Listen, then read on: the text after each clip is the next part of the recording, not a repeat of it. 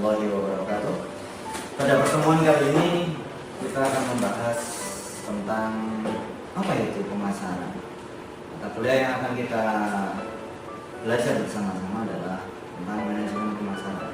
Sebelumnya saya ingin tahu apa sih pemasaran itu. Mari kita lihat video berikut ini. Selamat pagi, perkenalkan nama saya Rian. Saya akan mewawancarai mahasiswa dari Politeknik Negeri Surabaya. Maksudnya namanya siapa? Rian. Rian. Ya, dari prodi apa? Menurut Mas Rian, pemasaran itu apa sih? Menurut saya pemasaran, contohnya kayak teknik komputer, kayak menjual barang-barang produk-produk tentang komputer IT itu kayak konsumen, apa yang ditawarkan ya kayak merek IT seperti laptop atau komputer gitu di sini. Tadi pendapat dari Mas Rian, sekarang dari pendapat mahasiswa yang lain. Namanya siapa Mas? Nama saya Asad. Asad. Saya lihat ya. Dari program studi apa? Pro hotel. Hotelan. Nah, menurut Mas Asad, pemasaran itu apa sih? Ya, pemasaran itu berhubungan dengan niaga ya, dengan jual beli, mungkin apapun itu purchasing, bisa kita promosi barang dan untuk bisa menarik pelanggan atau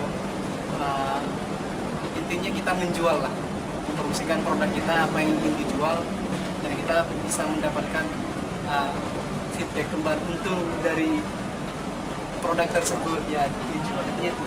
Sudah, itu aja. Oke, terima kasih. Menurut Mas Sindo, pemasaran itu apa sih?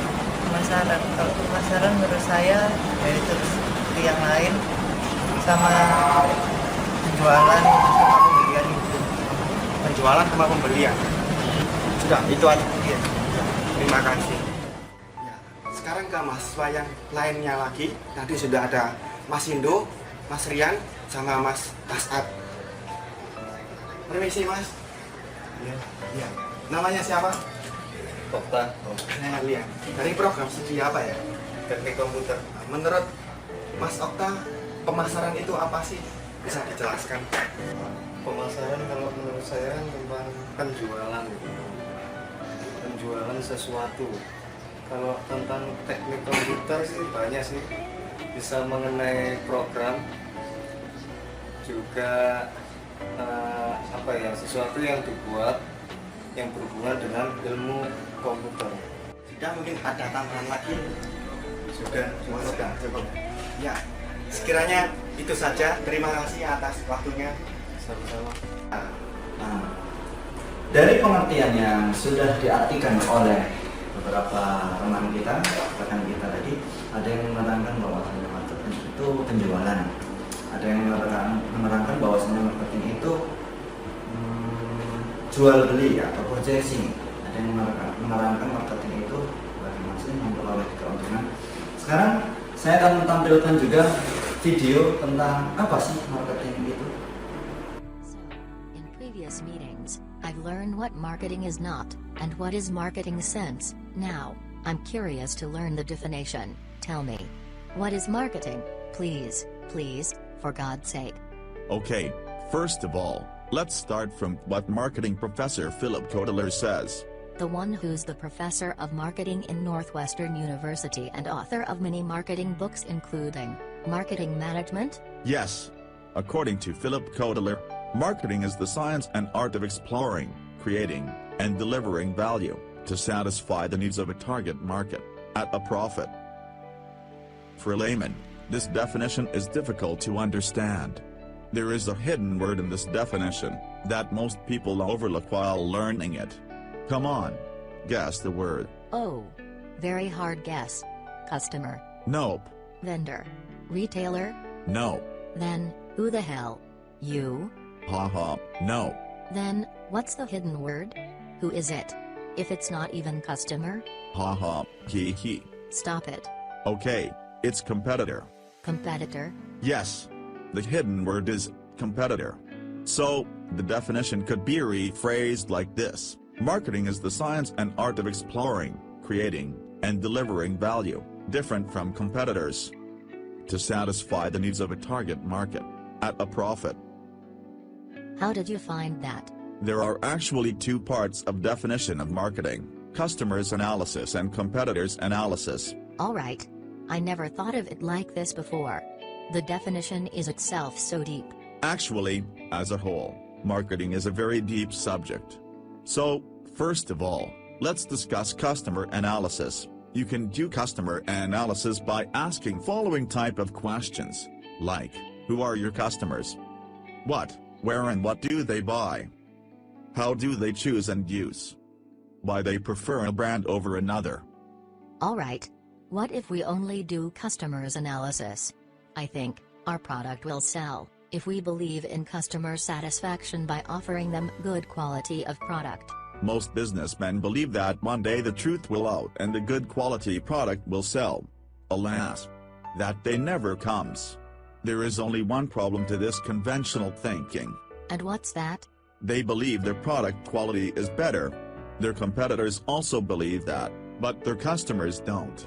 Okay, let me ask you a simple question to know the importance of competitors analysis. Go ahead. Tell me, if one company is selling its brand for 20 years by satisfying its customers, all of a sudden, you jump in and start selling the same product to its customers, what do you think? How that competitor will react? I've no idea. Then, go and try it. Hello. Yes. There's a new store in town selling even tastier donut with best quality. They have a reasonable price too. Would like to try it? Yeah, of course. Come on, let's go.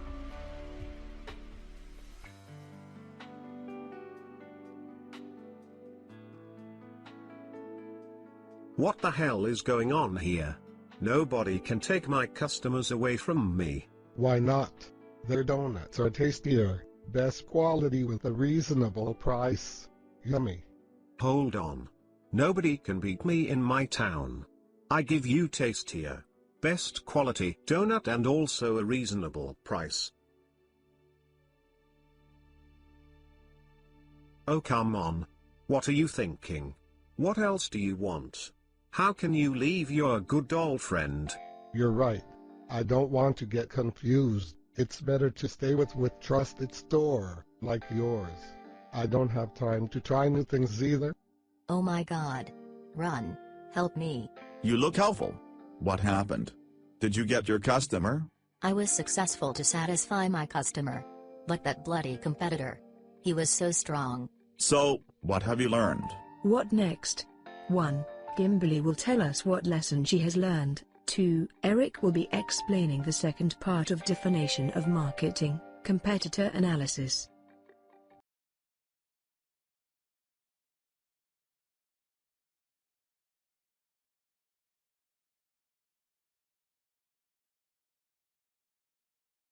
Dari video tadi kita bisa mengetahui bahwasannya marketing itu tidak hanya memasarkan, marketing itu tidak hanya menjual, tapi dia adalah the sense of exploring, creating and delivering value. Jadi marketing itu adalah seni atau kemampuan dalam mengeksplor, membuat dan menyampaikan sebuah nilai, di mana nilai tersebut itu ditujukan kepada target market yang tertentu, sehingga hal tersebut atau nilai tersebut mendatangkan profit untuk kita.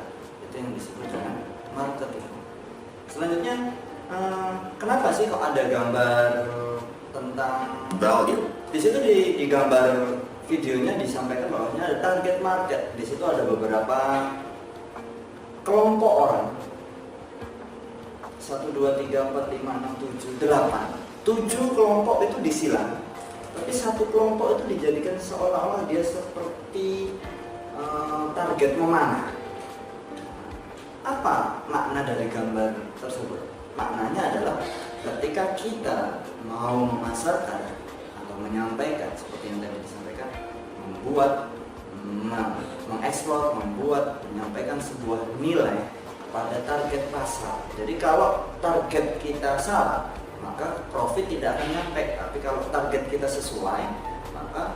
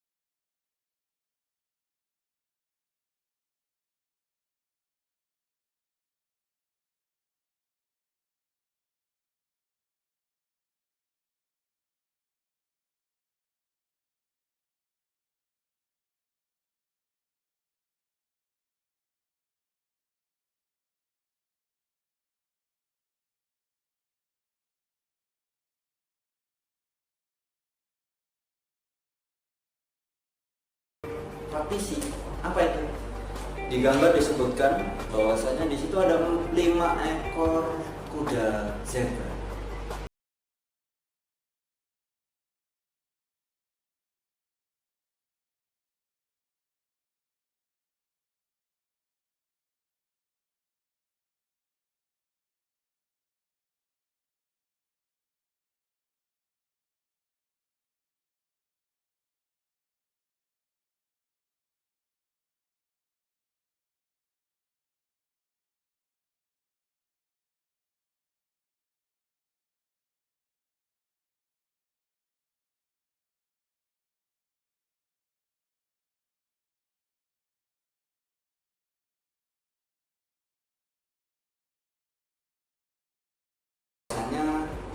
Dalam pemasaran itu tidak hanya memasarkan sebuah produk. Contoh di sini produknya adalah air minum. Pemasaran itu tidak memasarkan air minum, tapi yang dipasarkan di situ adalah value. Apa itu value? Value adalah nilai. Saya contohkan seperti ini. Kita akan merasakan bahwasanya produk ini bernilai kapan? Ketika kita merasakan haus. Konsumen akan banyak mencari air minum ketika dia merasakan haus. Dan ketika dia merasa haus dan dia mau membeli sebuah produk air minum, maka ini bernilai bagi dia. Sama seorang pemasar juga seperti itu. Bagaimana produk kita itu bernilai, maka kita harus cari konsumen yang benar-benar membutuhkan. Jangan sampai kita pasarkan kepada konsumen yang tidak membutuhkan. Itu tadi. Baik. Tadi sudah kita sampaikan tentang pengertian dari marketing. Tadi dijelaskan dari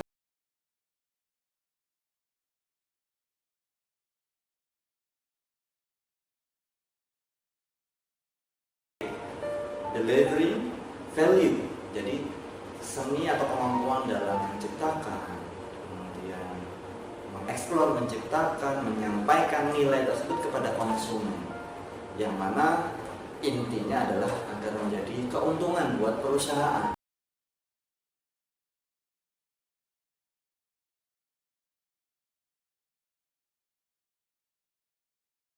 Konsep inti dalam pemasaran.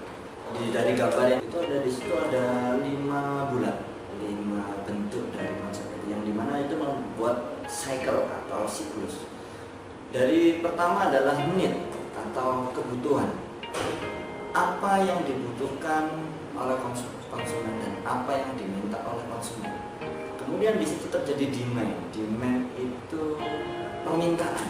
Ketika konsumen membutuhkan dan dia ingin, maka akan muncul di situ permintaan. Kita harus membedakan antara keinginan dengan kebutuhan.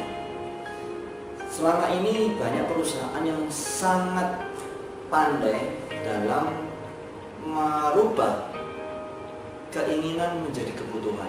Coba kita lihat sekarang handphone. Sekarang seluruh konsumen itu menjadikan handphone itu sebagai kebutuhan, bukan keinginan. Saya ulangi lagi. Produsen membuat handphone itu menjadi sebuah kebutuhan, bukan sebuah keinginan. Pada dasarnya kebutuhan dari handphone adalah berkomunikasi. Mungkin di awal adalah cukup bisa menelepon atau SMS, tapi dengan fitur-fitur terbaru, aplikasi-aplikasi terbaru itu membuat konsumen semakin membutuhkan. Contohnya aplikasi WhatsApp langsung bisa mengirim gambar, aplikasi BBM untuk broadcast dan sebagainya. Itu akan membuat konsumen menjadi butuh. Coba Anda rasakan. Anda pernah merasakan ketinggalan atau dompet Anda tertinggal? Atau Anda pernah merasakan handphone Anda tertinggal? Mana yang Anda pilih? Lebih baik handphone yang tertinggal atau dompet yang tertinggal? Ketika saya tanya beberapa mahasiswa, banyak yang menjawab lebih baik dompet tertinggal daripada handphone tertinggal. Betul atau tidak? Iya. Betul.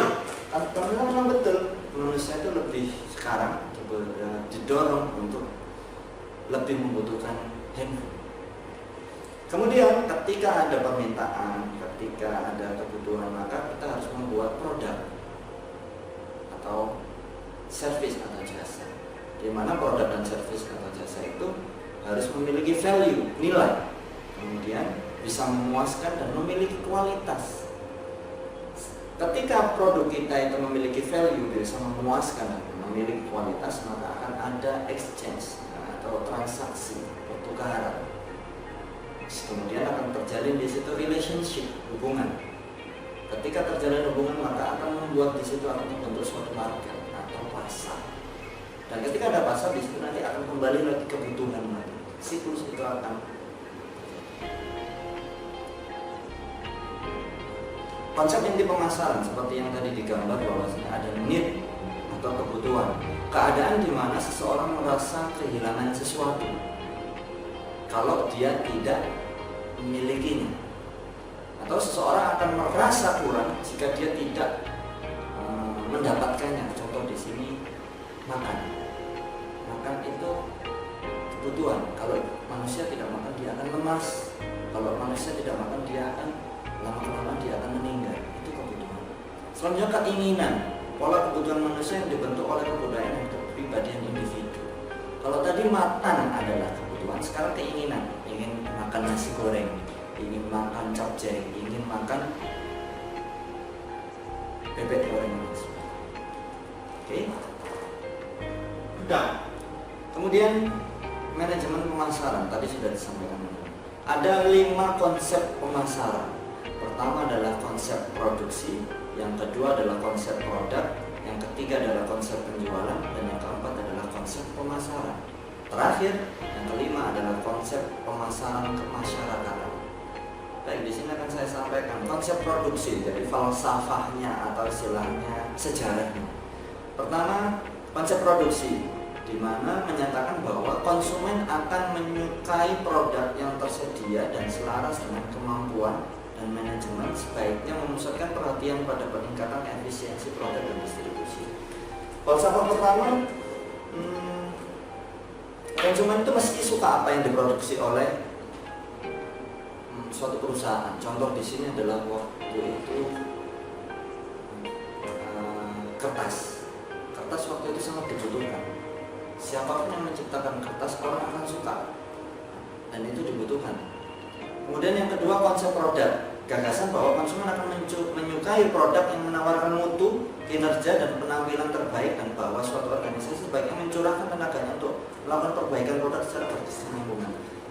Sama tadi kertasnya kalau pertama ketika konsep produksi dia tidak memikirkan kualitas, apakah kertasnya jelek atau bagus, yang penting diproduksi dan konsumen menyukai. Konsep yang kedua, konsep produk, harus ada peningkatan ketika kertas itu dibuat, apakah perlu yang tebal atau yang tipis, kualitasnya mulai diperhatikan. Konsep penjualan yang ketiga, gagasan bahwa konsumen tidak akan membeli cukup produk perusahaan kecuali jika perusahaan tersebut melakukan upaya penjualan dan promosi yang gencar. Ketika kertas sudah mulai diproduksi, kemudian ditingkatkan produk kualitasnya, maka tidak hanya itu, perlu juga dilakukan promosi. Kenapa? Di situ akan banyak nanti perusahaan kertas lain yang juga membuat perusahaan kertas, sehingga persaingan terjadi di situ. Maka penjualan harus dilaksanakan, ada promosi, ada iklan, dan itu harus gencar di konsep penjualan. Di dalam konsep penjualan masih belum memikirkan apa yang diinginkan oleh konsumen. Baik, tadi sudah saya jelaskan tentang apa perbedaan antara konsep penjualan dan konsep pemasaran. Di situ ada perbedaan antara konsep penjualan dan konsep pemasaran. Untuk poin A atau the selling concept itu konsep penjualan, sedangkan yang poin B, the marketing concept, itu konsep pemasaran. Di situ ada di gambar yang ada di samping saya ada starting point, permulaan dari titik permulaannya atau awal permulaannya. Kalau selling concept atau konsep penjualan dimulai dari perusahaan. Contoh, saya membuat suatu air minum, maka saya tidak memikirkan konsumen, yang penting saya buat air minum. saya fokus membuat air minum. Itu kalau konsep penjualan. Kalau kita berbicara pada konsep pemasaran di bawahnya, yang starting point-nya atau titik mulanya dia tidak dari perusahaan, tapi dia mulai dari konsumen. Kembali lagi, consumer oriented. Jadi kalau yang konsep penjualan tadi dimulai dari perusahaan, maka kalau konsep pemasaran dari target pasar, apa sih yang diinginkan pasar? Air minum yang bagaimana? Apakah yang TDS-nya 0, yang tidak ada zat besinya di dalam kandungan cairnya, airnya, atau yang ada oksigennya banyak? Itu konsep pemasaran. Kembali lagi ke gambar, kalian fokus pada selling konsep atau konsep penjualan, fokusnya adalah produk. Bagaimana produk ini bagus, bagaimana produk ini kualitasnya bagus. Tapi kalau konsep pemasaran, fokusnya adalah customer need atau kebutuhan dari konsumen. Yang diinginkan konsumen itu apa? Itu fokus. Minnya atau istilahnya yang dilakukannya atau strateginya, kalau konsep penjualan melakukan selling and promotion, jual promosi, jual promosi, jual promosi. Itu kalau konsep penjualan. Tapi kalau konsep pemasaran, integrated marketing. Jadi